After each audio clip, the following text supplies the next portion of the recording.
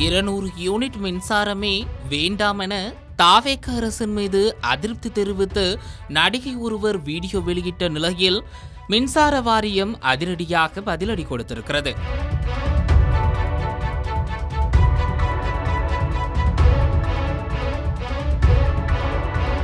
தமிழகத்தில் தாவேக அரசு பொறுப்பேற்ற பிறகு பொதுமக்களுக்கு 200 யூனிட் இலவச மின்சாரம் வழங்கப்படும் என முதல்வர் விஜய் கையெழுத்திட்டிருந்தார்.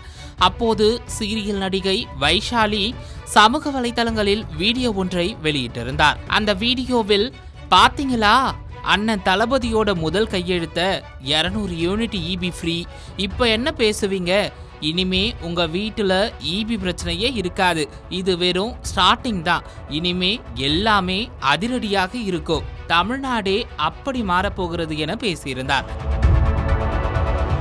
இந்த வீடியோ அப்போது பெரிய அளவில் வைரலாகவில்லை. ஆனால் தற்போது தமிழகத்தின் பல்வேறு பகுதிகளில் தொடர் மின்வெட்டு மற்றும் மின்சார கட்டணம் அதிகரித்துள்ளதாக பொதுமக்களிடையே புகார்கள் எழுந்துள்ள நிலையில் வைஷாலி பேசிய பழைய வீடியோ நெட்டிசன்கள் மீண்டும் பகிரத் தொடங்கியுள்ளனர். மேலும் இதுதான் உங்க அண்ணனோட மாற்றமா என்ற விமர்சனத்துடன் வைஷாலி வெளிச்சத்தில் பேசிய வீடியோவை இருண்ட பின்னணியில் இருப்பது போன்று எடிட் செய்து சமூக வலைதளங்களில் பதிவிட்டு வருகின்றனர். இதனால் இந்த விவகாரம் மீண்டும் விவாத பொருளாகியுள்ளது. இதையடுத்து நடிகை வைஷாலி மீண்டும் ஒரு வீடியோவை வெளியிட்டிருக்கிறார். அதில் தான் முன்பு பதிவிட்ட வீடியோவை குறித்து மன்னிப்பு கேட்டுக்கொள்வதாக தெரிவித்திருக்கிறார்.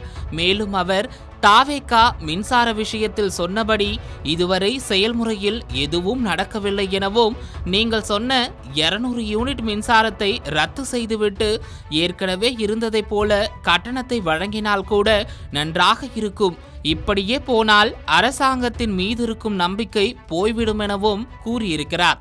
இந்த வீடியோவும் சமூக வலைதளங்களில் வைரலான நிலையில் மின்வாரியம் இதற்கு பதிலளித்துள்ளது.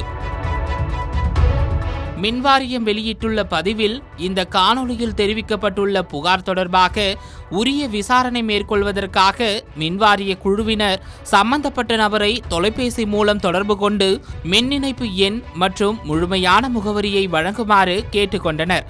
ஆனால் அவர் தருவதாக கூறி இணைப்பை துண்டித்து விட்டார். அதன் பிறகு அவரை தொடர்பு கொள்ள முடியவில்லை. அவர் பிரச்சனையை கேட்டு தீர்க்க தயாராக உள்ளோம் என பதிலளித்திருக்கிறது.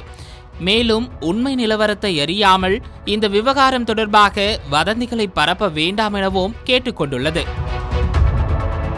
இதற்கிடையே மின்வாரியத்தின் பதிவின் கமெண்ட் செக்ஷனில் பலரும் தங்களுக்கு ஏப்ரல் மாதத்தில் வந்த மின்சார கட்டணம் மற்றும் கடந்த 2 மாதங்களில் 200 யூனிட் இலவச மின்சாரம் அறிவிக்கப்பட்ட பிறகு வந்துள்ள கட்டணம் ஆகியவற்றை ஒப்பிட்டு அதற்கான ஸ்கிரீன்ஷாட்டுகளையும் பதிவிட்டு வருகின்றனர்.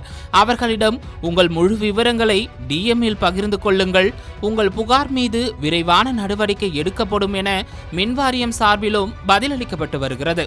இதனால் மின்சார கட்டணம் தொடர்பான பிரச்சனை தற்போது மீண்டும் சமூக வலைதளங்களில் விவாத பொருளாகியுள்ளது.